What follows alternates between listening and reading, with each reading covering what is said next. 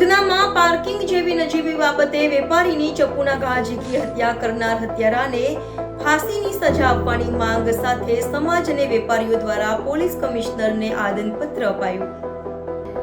સુરતના ઉધના ખાતે ગત સપ્તાહમાં ગાડી પાર્કિંગને લઈ સરા જાહેર વેપારીની ચપ્પુના ઘા ઝીકી ઘાતકી હત્યા કરાઈ હતી। વેપારી સુભાષ ખટીકની નીરજકુમાર ગંગાસાગર ચમારે ચપ્પુના ઘા મારી ઘાતકી હત્યા કરી હોય અને જે તે સમયે જ પોલીસે આરોપી નીરજકુમાર ચમારને ઝડપી પાડ્યો હતો અને તેનું સરઘસ પણ કાઢ્યું હતું। જોકે હવે વેપારીઓ સાથે મૃતક સુભાષ ખટીકના સમાજના લોકોએ સુરત પોલીસ કમિશનર કચેરીએ પહોંચી વેપારીની નજીવી બાબતે હત્યા કરનાર આરોપી વિરુદ્ધ ફાસ્ટ ટ્રેક કોર્ટમાં કેસ ચલાવી તેને ફાંસીની સજા અપાય તેવી માંગ કરી હતી। नमस्कार, मारू नाम बाबूलाल खटीक है। સીપી કચેરીએ શું રજૂઆત માટે અમારી સીપી સાહેબને 3 દિવસ પહેલા અમે એમની મુલાકાત માટે ટાઈમ લીધું હતું। સીપી સાહેબે આજે અમારા ખટીક સમાજ જે 5000 લોકો સુરતમાં વસે છે, ખટીક સમાજ અમે વ્યાપારી કોમ છે અને અમારા પરિવારને મૂકીને અમે અહીંયા વ્યાપાર કરવા માટે સુરતમાં આવ્યા છે। અમે શાંતિથી વ્યાપાર કરનારો માણસ છો। અમારા સીપી સાહેબને રજૂઆત આજે જ્ઞાપન સાથે અમારા સમાજના 500 માણસથી 1000 માણસ અહીંયા ભેગા થઈને અમે આજે જ્ઞાપન આપ્યા છે કે અમારા જે યુવા એક હોનાર અમારો સમાજનો દીકરો જેનું નામ સુભાષ ખટીક છે એનો મર્ડર થયો છે, ચાલતા મર્ડર થયું છે સાહેબ।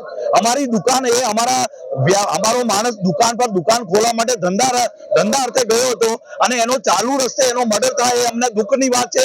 અને અમારી પ્રોપર્ટી અમારી દુકાનની સામે જે વ્યક્તિ છે એક અસામાજિક તત્વ અથવા તો એ આદિતન અપરાધી છે, એ ચાકુ ખિસ્સામાંથી કાઢીને એ માણસને ચાકુના 10 થી 15 ઘા કરી જાય અને એને એવો અમારા માણસને તરત જ મર્ડર થઈ જાય છે। એ અમને દુઃખ લાગ્યું છે। એના માટે અમે આજે 500 થી 1000 ખટીક સમાજના વ્યક્તિઓ ભેગા થઈને વિજ્ઞાપન આપવા આવ્યા છે કે ભાઈ અમે તમે જ્ઞાપન આપવા આવ્યા છે કે એ વ્યક્તિને કડીમે કડી સજા આપી અને એને ફાંસીની સજા સુધી ફાંસીના માચડે ચડાવવું જોઈએ તો અમારા સમાજને અને એ દુઃખદ પીડિત પરિવારને શાંતિ મળશે એવી અમારી લોક લાગણીની માંગ છે। હું પ્રેસ મીડિયા વાળા ભાઈઓને નિવેદન કરું છું કે તમે જેટલો વધારેમાં વધારે એનો અમને ન્યાય આપવા માટે અમને સાથ સત્વરો આપજો।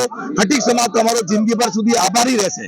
Thank you. વ્યવસ્થા બાબતમાં શું કહેવું છે? કાયદાની વ્યવસ્થા બાબતમાં હું એટલું જ કહીશ કે અમારા ગૃહમંત્રી માનનીય હર્ષભાઈ સંઘવી અમારા સુરતના છે, ભારતીય જનતા પાર્ટીની સરકાર છે, અમને શંકા નથી। અમારા ગૃહમંત્રી અમારા સરકારની કામગીરી સારી છે, પરંતુ આ ગૃહમંત્રીને બદનામ કરવા માટે એવા જે તત્વો લુકા તત્વો ફરે છે એ તત્વોને પકડીને ખરેખર કડીમાં કડી સજા આપવી જોઈએ। તેથી અમારી સરકાર અને આ જે ભારતીય જનતા પાર્ટી અને જે ગૃહમંત્રી હર્ષભાઈ સંઘવી છે તેને જે દાગ લાગે એ દાગ ના લાગે એના માટે અમે વિનંતી કરીએ, ગૃહમંત્રી સુધી અમારી રજૂઆત કરીએ છીએ કે એ આરોપીને સજા મળે, ફાંસીની સજા મળવી જોઈએ।